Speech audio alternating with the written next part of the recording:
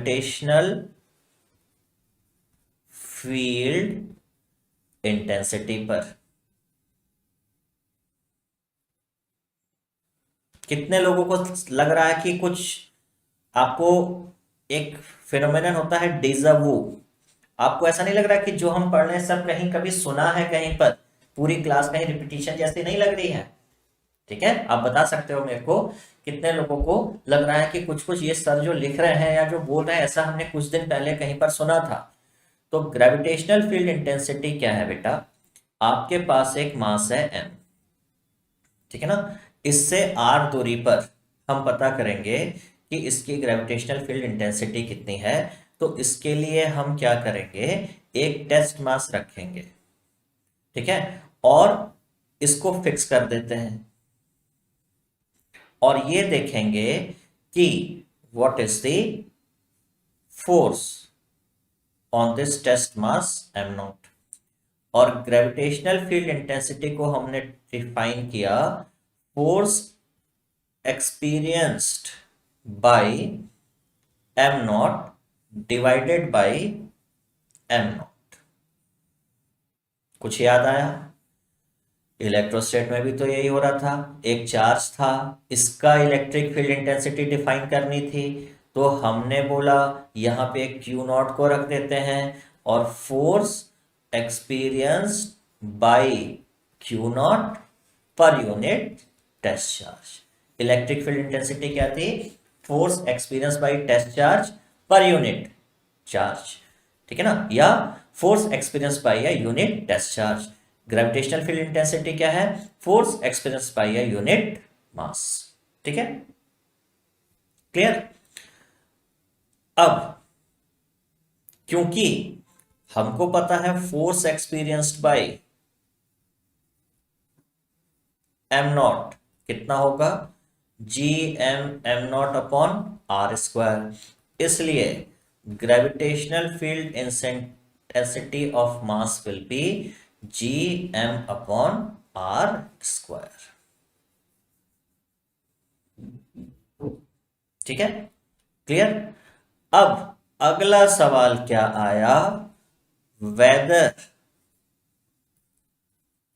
Gravitational force is primary और gravitational field is primary.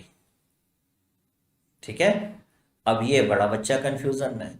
तो ज्यादातर बच्चे क्या बोलते हैं? ज्यादातर बच्चा पार्टी बोलती है कि सर जब हमारे गुरुजी क्लास में आए तो उन्होंने पहले पढ़ाया फोर्स और बाद में उन्होंने बताया कि इंटेंसिटी को निकालोगे फोर्स अपॉन m नॉट करके, इसलिए हमारे हिसाब से फोर्स प्राइमरी और इंटेंसिटी सेकेंडरी है। ठीक है, लेकिन अगर आप इलेक्ट्रोस्टैट की क्लास याद करोगे बेटा, तो मैंने आपको एक मॉडल बताया था गन और बुलेट वाला। ठीक है ना, तो होता क्या था, इस गन से बुलेट निकलती थी, ठीक है, तो गन थी सोर्स, बुलेट था डिस्टरबेंस, है ना। अब ये बुलेट गन से कितनी निकल रही है, कितनी पावरफुल है, इसके लिए हमको एक डमी, एक टेस्टिंग आदमी चाहिए था जो गोली खाने को तैयार हो जाए और बताए कि हाँ इतनी जोर से गोली लगे। तो ये हमारा टेस्टिंग आदमी है, कह लो डमी। ठीक है ना, अब बताओ बेटा, पहले गोली निकलेगी कि पहले डमी को फोर्स लग जाएगा? तो जाहिर सी बात है पहले तो बुलेट लगेगी। तो एक्चुअली इस मास ने अपने चारों ओर ग्रेविटेशनल फील्ड तो क्रिएट पहले ही कर रखा है कि नहीं? इसने अपना ग्रेविटेशनल फील्ड तो पहले ही क्रिएट कर रखा है कि नहीं? तो दैट मीन्स जब ये नहीं था,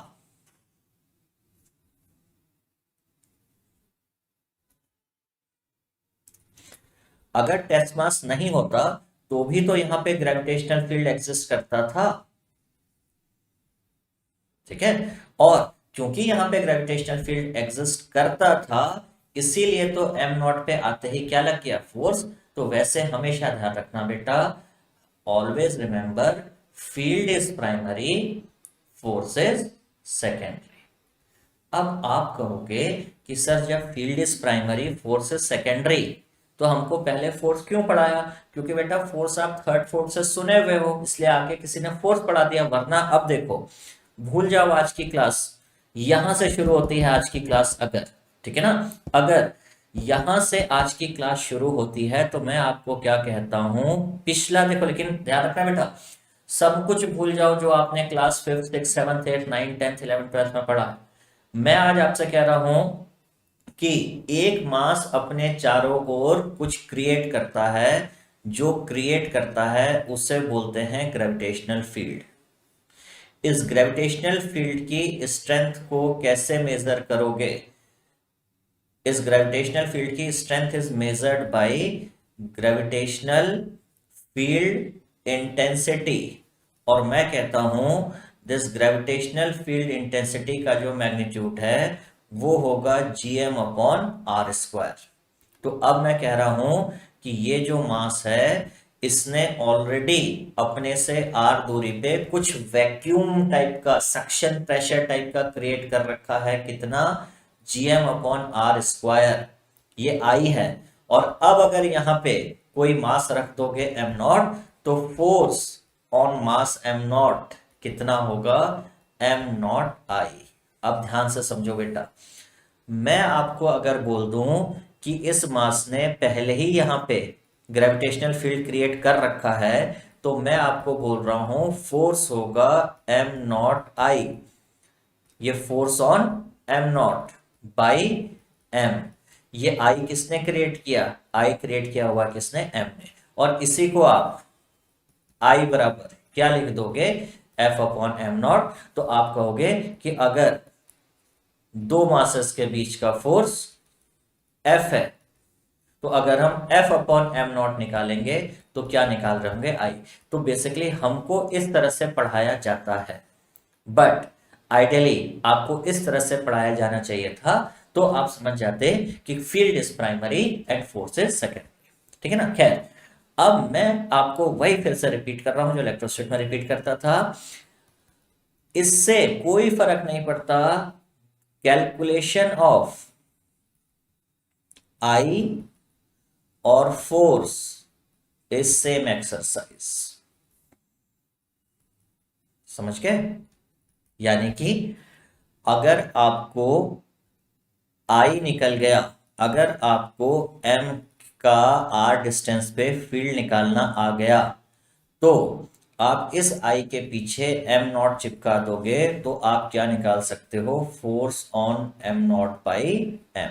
यानी अगर कोई बच्चा मुझे कहेगा कि सर मैं इस कैपिटल M की gravitational field intensity R point पे निकाल लेता हूं, बट ये नहीं बता पाता हूं कि ये M यहां पे रखे M नॉट पे कितना फोर्स लगाएगा, तो इसका मतलब उससे कुछ बड़ा बड़ा नहीं है, बस खाली ऐसे ही कहानी सुना रहा है। ठीक है ना? बस कुछ भी बोलते चलेगा, आता जाता उसको कुछ नहीं है। और अगर कोई बच्चा कहता है कि सर मैं फोर्स निकाल लेता हूं, कोई कहता है कि सर मैं m और m नॉट के बीच का मैंने फोर्स तो निकाल लिया, लेकिन मैं m की ग्रेविटेशनल फील्ड इंटेंसिटी नहीं निकाल पाता हूं, तो डेट मीन्स वो कुछ नहीं निकालता, ना उसे फोर्स निकालना आता है, ना उसे इंटेंसिटी निकालना आता है। ठीक है?